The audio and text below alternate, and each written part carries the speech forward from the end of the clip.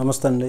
YCP Rajya Sabha సభ్యుడు నిత్యము కూడా ఏదో ఒక రూపంలో సోషల్ మీడియాలో యాక్టివ్గా ఉంటారు. ఆయన ముఖ్యమంత్రి చంద్రబాబు పైన ఆయన ఒంటికాలిపై లేస్తూ ఉంటారు. టీడీపీ ఆ పార్టీ అనుకూల మీడియా విజయసాయి రెడ్డిని టార్గెట్ చేసినటువంటి సంగతి అందరికీ తెలిసినటువంటి విషయమే. అయితే ఇప్పుడు మరలా తాజాగా సీఎం చంద్రబాబు నాయకత్వం పైన నెగిటివ్, అలాగే ఉప ముఖ్యమంత్రి పవన్ కళ్యాణ్ నాయకత్వంపై ప్రశంసలు కురిపిస్తూ విజయసాయి రెడ్డి ఎక్స్లో ఒక పోస్ట్ పెట్టడం జరిగింది. ఇప్పుడు చర్చనీయాంశమైంది అది.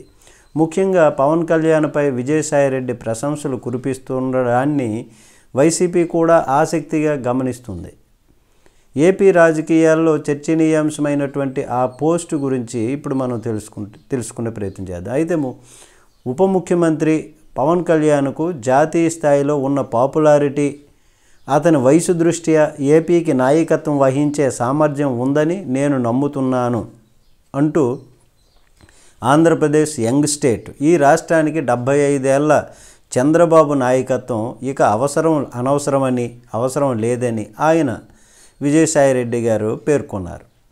అయితే కూటమిలో గొడవ పెట్టేందుకే పవన్ కళ్యాణ్ను ఆయన ప్రశంసిస్తున్నారని టీడీపీ ఆరోపిస్తోంది. ఇప్పుడు ఇది లోకేష్ను సీఎం చేయకుండా అడ్డుపడడం లాంటిదేనని తెదేపా భావిస్తోంది.